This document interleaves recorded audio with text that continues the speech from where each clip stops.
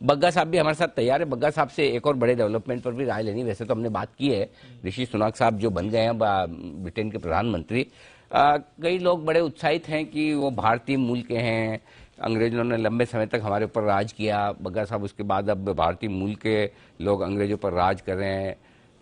किसी को अच्छा भी लग रहा है, किसी कोई अपने अपने हिसाब से जोड़ जोड़ के भी देख रहा है। ये सब तो ठीक है, भावनाओं का खेल अपनी जगह, लेकिन वाकई में क्या आपको लगता है कि भारत को कुछ फायदा होगा उनके बैठने से?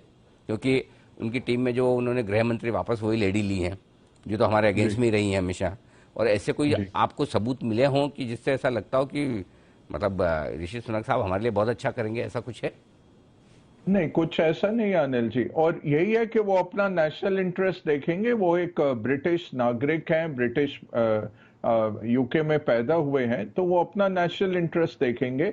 और ये बिल्कुल नहीं सोचना चाहिए, उल्टा ये हो जाता है, कई बार ओवर कॉम्पेंसेट हो जाता है कि वो ज्यादा दिखाते हैं अपने को भारत के खिलाफ, ओवर कॉम्पेंसेट करने के लिए, तो ये रिस्क रहता है।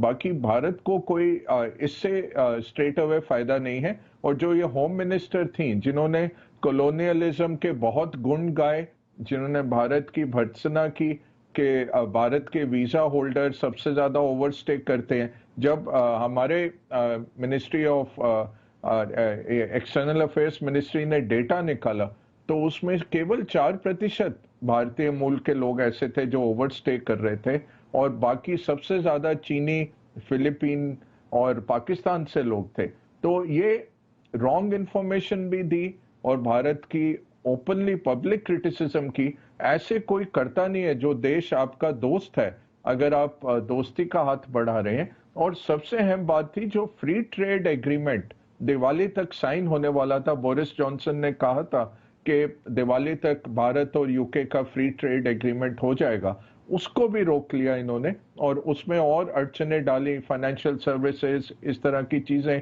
एग्रीकल्चर, जो भारत कभी नहीं देगा। हमने WTO में भी बहुत क्लियर किया है कि हमारा नेशनल इंटरेस्ट सर्वोपरि है। तो फ्री ट्रेड एग्रीमेंट पे भी इन्होंने एक आशंका लगा दिया है, एक प्रश्न चिन्ह लगा दिया है। तो ज्यादा हमें कोई फायदा नहीं है। ये अपना ही देश कर लें, हम 5वीं बड़ी इकोनॉमी हो गए हैं। भारत को भी अब हम ये अच्छा हो गया इस सरकार के साथ, हम विश्व की 5वीं बड़ी इकोनॉमी और विश्व की सबसे पॉपुलस कंट्री, सबसे ज्यादा जनसंख्या वाली कंट्री और डेमोक्रेसी, सबसे बड़ी डेमोक्रेसी की तरह हम पेश आते हैं विश्व में। हमें वैसे ही पेश आएंगे। कोई हमारे को ज्यादा फायदा नहीं है कोई भी इनका प्रधानमंत्री बने। हमें अपने हिसाब से चलना पड़ेगा, जैसा वो हम रशिया यूक्रेन के वक्त चले ना अपने हिसाब से। सर वो पॉलिसी ठीक थी ना एकदम?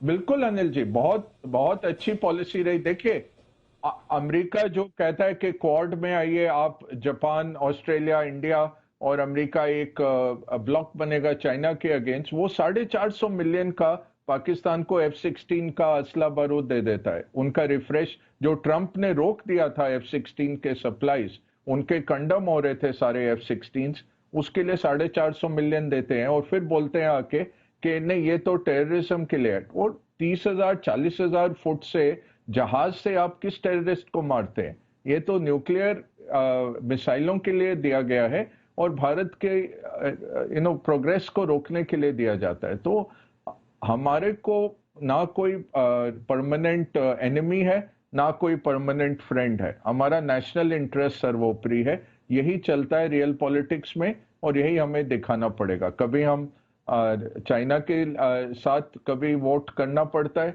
UN में, कभी एब्सटेन करते हैं, कभी हम अपने US के साथ वोट करते हैं, बट हर बारी हमें अपना नेशनल इंटरेस्ट सर्वोपरि रखना है। यही एक प्लेबुक है हमारे लिए। कोई परमानेंट एनिमी नहीं है, कोई परमानेंट फ्रेंड नहीं है इस इंटरनेशनल रिलेशंस में। हाँ, आपने तो जो काम आए वो ठीक है सर, बराबर है, बिल्कुल ठीक है। नहीं तो फिर क्या फायदा? Yes. ऐसे दोस्ती का क्या फायदा जो काम ना आए? ऐसा दुश्मनी रख के फायदा नहीं जो नुकसान न करे।